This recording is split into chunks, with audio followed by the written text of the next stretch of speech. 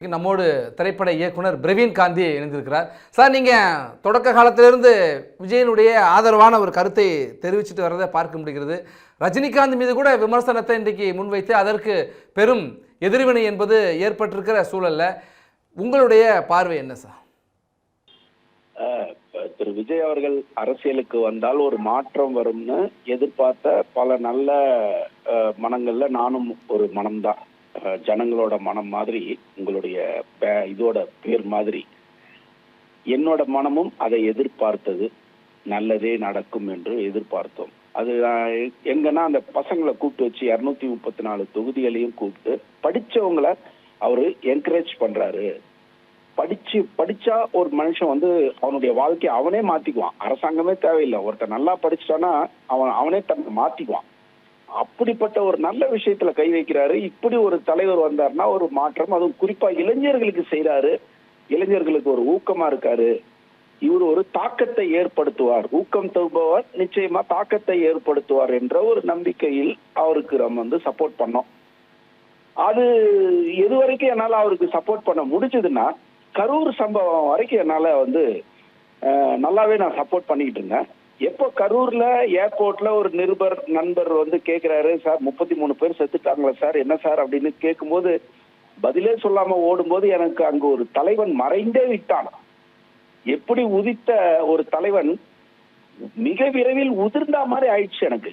அந்த நேரத்துல திருப்பி ஒரு பதிலாவது சொல்லிட்டு போயிருக்கணும். நியாயமா அங்க இறங்கி வேட்டியை மடிச்சு கட்டிக்கிட்டு இறங்கி வேலை செஞ்சிருந்தா இன்னைக்கு யாருமே தேவையில்லை. ஒன்லி திரு விஜய் அவர்களே போதும், அவருடைய கட்சி ஆட்சிக்கு வரும். ஆனால் அந்த இடத்தில் அடிப்படையாக அவர் ஒரு பயந்த சுவாபமா இல்ல பிரச்சனைகளை எதிர்கொள்ள ஒரு தகுதியான ஒரு மனதைரியத்தை வளர்த்துக்கலையா அப்படின்ற ஒரு இடத்துல அந்த இடத்துலதான் எனக்கு அங்க தள்ளப்பட்டு இவருக்கு போய் நம்ம சப்போர்ட் பண்றோமேன்னு எனக்கு உருவாச்சு.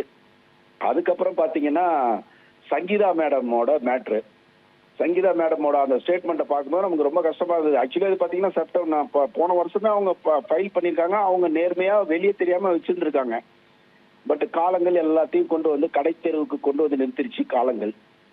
அந்த விஷயத்திலயும் அவர் நேர்மையா நடந்துக்க முடியலையா இல்ல தெரியலையா இல்ல அதுதான் அவரோட குணமா அப்படின்னு பார்க்கும்போது ஒரு பொண்ணை ஜஸ்ட் லைக் தட் அப்படின்னு சொன்ன இடம் ரொம்ப எனக்கு ஏன்னா பெண்கள் மேல பெண்கள் இவர் மேல பெரிய ஒரு மரியாதையாகவும் எல்லாருமே பிரதர்ன்னு நினைக்கிறாங்க. ஏன்னா பூவே உனக்காகல இருந்து அவரை ஒவ்வொரு வீட்லயும் தனக்கான ஒரு நபரா பார்த்தாங்க. பூவே உனக்காகல இருந்து அப்படிப்பட்ட ஒரு நபர் ஜஸ்ட் லைக் தட் அது ஒரு பெரிய மேட்ரு கிடையாது அப்படின்னு சொன்ன இடம் என்னடா இது இப்படி பேசுறாரு அப்படின்னு அங்க ஒரு அதிருப்தி வந்தது. அதை தொடர்ந்து த்ரிஷா ஜோடியில நான் தான் அறிமுகப்படுத்தின த்ரிஷாவை. இன்னைக்கு அவங்க பாத்தீங்கன்னா யாரு கூடயே ஜோடியா நின்று அந்த இடத்தையே அரசியல் களத்தையே பரபரப்பாக்கி விட்டாங்க. அதுக்கப்புறம் எனக்கு என்னடா இது எல்லாமே தப்பா இருக்கு. நியர்பை இது ஒரு 2 வருஷம் 3 வருஷம்னா கூட மேபி மக்கள் மறக்கலாம்.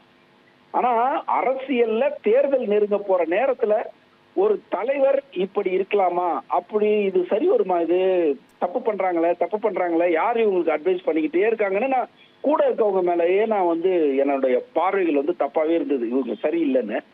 அது பார்த்தா கடைசியில் அங்க இது பண்ணி எல்லாரையும் எதிர்த்து அடிப்படை ஓட்டுக்களை கூட கை வச்சு கடைசியில ரஜினி சார்னு ஒரு தமிழ்நாட்டுல ஒரு 4 ஜெனரேஷனா ரசிக்கிற ஒரு மகா மனிதன். அந்த ஆளு இப்ப நடிகன்றதை மீறி ஒரு மனிதநேயம் கூடிய ஒரு நல்ல ஒரு கலைஞன் அவரை போற போக்குல ஜஸ்ட் லைக் தட் அப்படின்னு ஆதவ அர்ஜுனா கிண்டல் பண்ணதும் அது கிண்டல் தான். அவர் சொல்றாரு அப்புறம் இல்ல அவரோட பெருமைகளை நான் சொல்ல வந்தேன், நீங்க யாரும் சரியா கவனிக்கல. பெருமையை சொல்ல வர்றது வேற எதையோ பேசியிருக்கலாம். மன வலிமை இல்லாதவர் அப்படின்றத சொல்றது பெருமையா?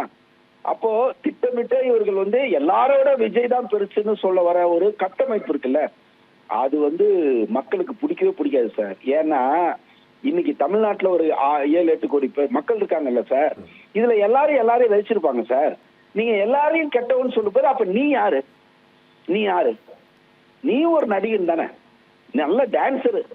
உனக்கு போட்டியா பிரபுதேவா இல்ல, உனக்கு போட்டியா சிம்பு இல்ல. இந்த 2 பேர் இருந்தா உன்னை அவங்களே காலி பண்ணிருப்பாங்க. உனக்கு அஜித்தே அதிகம். விஜய காலி பண்றதுக்கு அஜித்தே அதிகம். ஏன்னா விஜயோட ஒரே குவாலிட்டி டான்ஸ் தான். அன்பார்ச்சுனேட்லி இந்த 2K கிட்ஸுகளுக்கு நமக்கு டான்ஸ் ஆடுற ஹீரோக்களை ரொம்ப பிடிக்குது. ரொம்ப ரசிக்கிறாங்க டான்ஸ். ஏன் கில்லி படம் திருப்பி ரீரிலீஸ்ல அவ்வளவு பெரிய கலெக்ஷன் வந்ததுன்னா பசங்க எல்லாம் அதுங்க போய் ஸ்கிரீன் முன்னாடி ஆடுதுங்க. சோ டான்ஸ்ன்றது ரொம்ப முக்கியமான ஒரு கலையில ஒரு முக்கியமான இன்றைய என்னைக்குமே அது உண்டு. அதனாலதான் நடராஜரை வந்து நடன வடிவத்துல ஏன் நம்ம சாமியவே நடன வடிவத்துல வச்சுக்கோம்னா இது எல்லாமே ஆட்டத்துக்கு உட்பட்டது தான், எதுவுமே நிலை கிடையாது. அதை சொல்றதுதான் அது. அப்போ டான்ஸ்ன்றது வந்து ஒரு இடத்துல பிடிச்சதுனால மட்டும்தான் திரு விஜய் அவர்கள் இவ்வளவு பெரிய நடிகரா வந்தாரு. அதுக்கப்புறம் காலப்போக்கில் ஒரு பெரிய பெரிய டைரக்டர்ஸுங்க ஒரு 4-5 இட்டு கொடுத்தவொடனே ஒரு பசங்களுக்கு பிடிச்ச ஒரு பெரிய ஹீரோ வந்துட்டாரே தவிர தனிப்பட்ட முறையில் மொத்த சினிமாவுக்கு அவர் தான் கிங், அவர் தான் எம்ஜிஆர், அவர் தான் ரஜினிகாந்த் அப்படின்னு சொல்ல முடியாது. ஏன்னா தனித்துவம் இல்லை. நம்பர் 2, அரசியல்ல கூட வந்து அரசியல்ல எப்பவுமே சப்போர்ட்டை தான் பார்ப்பாங்க. குறிப்பா பெண்கள் வந்து வீட்டுல எப்படி இருக்கீங்கன்னு பார்ப்பாங்க. அந்த ஆங்கிள் பார்க்கும்போது கடைசி நேரத்துல இவ்வளவு பெரிய குழப்பத்தை ஏற்படுத்தி அதுல வந்து உச்சகட்டமா இப்ப ஆதவ் அர்ஜுனன் கொடுத்த ஸ்டேட்மெண்ட், ரெண்டாவது அவர்களாகவே அவர்களை பெருமைப்படுத்திக் கொள்வதற்கு இல்ல, எங்க கூட கூட்டணிக்கு வந்தாங்க, அவங்க வந்தாங்க, இவங்க வந்தாங்க, அங்க இருந்து கூப்பிட்டு கேட்டாங்கன்றதெல்லாம் யாருமே ஸ்டேட்மெண்டா இல்ல இருந்தது சார். கரூருக்கு முன்னாடி அவர் வந்து வேல்யூவான ஒரு கருப்பெட்டியா இருந்தார் சார். ஆனால் கரூருக்கு அப்புறம் அவர் மாஸ் குறைஞ்சது. அப்படியே தொடர்ந்து இப்போதைக்கு அவர் எந்த ஒரு சின்ன கட்சி கூட கூட்டணி வைக்க தயங்குற ஒரு கட்சியா திரு விஜயை கொண்டு போய் நிறுத்திட்டாங்க. ஆனால் இளைஞர்களிடத்தில் அவருக்கு ஆளுமை உள்ளது. ஆளுமை சரியான முழுமை நிறைந்த இடத்திற்கு வர வேண்டிய ஆளுமை இன்று பேதமைகளால் கூட இருக்கிறவர்களுடைய பேதமைகளால் தடுமாறி நிக்கிறதா சார் நான் இந்த ஆதவ் அர்ஜுனோட பேட்டி இப்ப நடந்துகிட்டு இருக்கிற சம்பவங்களை வச்சு நான் பாக்குறேன் சார். இப்போ நடிகர் ரஜினிகாந்த் ஒரு ஸ்டேட்மெண்ட் கொடுத்திருந்தாரு, காலம் பேசாது ஆனா காத்திருந்து பதில் சொல்லும் அப்படின்னு சொல்லியிருந்தாரு. அது விஜய்க்கு விடுக்கப்பட்டிருக்கிற எச்சரிக்கை, அவருக்கான செய்தியாக எடுத்துக்கலாமா அதை? இல்ல அது எனக்கு அந்த ஸ்டேட்மெண்ட்லயே எனக்கு இன்னும் கொஞ்சம் பிழை இருக்கதா நினைக்கிறேன். ஏன்னா பேசாது சொல்லும் அப்படின்னா திருப்பி பேசும் சொல்லும் வெறும் வர்பலாவே இருக்கு பாருங்க. ஆக்ஷன்ல இருக்கணும். செய்யும் காலம் கொஞ்சம் காலம் தள்ளி காலம் அதன் கடமையை செய்யும்னு சொல்லிருக்கணும். சொல்லும்னா திருப்பி என்னத்த சொல்ல போகுது. அதனால எனக்கு ரஜினி சாரோட ஸ்டேட்மெண்ட்லயே சொல்லும்னு சொல்லிருக்கணும். சொல்லும்ன்றதுக்கு பதிலாக செய்யும்னு சொல்லிருக்கணும். ஓகே, அது ஃபைன். என்னன்னா திரு ரஜினிகாந்த் சார் வந்து திருப்பி லெட்டர்ல தாக்குறதுன்றது இந்த நேரத்துல உண்மையிலேயே அவர் தமிழ்நாட்டுக்கு நல்லது செய்யணும்னு நினைச்சாருன்னா ஒரு நல்ல ஜெனரேஷன் உருவாகணும்னு நினைச்சாருன்னா வெறும் இந்த மாதிரி சொல்லும் பேசும்னு சொல்லாம இறங்கி செய்யும்னு அவருக்கு செய்யறதுக்கு இறங்கணும். அப்பதான் திரு விஜய் அவர்களுக்கு சமமாக திரு ரஜினிகாந்த் சார் பார்க்கப்படுவாரே தவிர திருப்பி ஒரு லெட்டர் கொடுத்துட்டு போயிட்டாருன்னா இதை இப்பவே பாருங்க 2-3 நாளா ஒரு விஜய் சாரோடைய ஃபேன்ஸுங்களாம் என்ன பண்றாங்கன்னா அதை போட்டு கிண்டல் பண்ணிட்டு இருக்காங்க. இவர் எப்ப பார்த்தாலும் லெட்டர் பேட்ல தான் வந்துகிட்டு இருப்பாரு, ஆனா எங்க ஆள் பாருங்க இறங்கி நல்லதோ கெட்டதோ பண்ணிட்டாருன்னு ஒண்ணு சொல்றாங்க இல்லையா. அது திரு விஜய் அவர்களுக்கு ஒரு சின்ன பிளஸ் பாயிண்ட் தான்.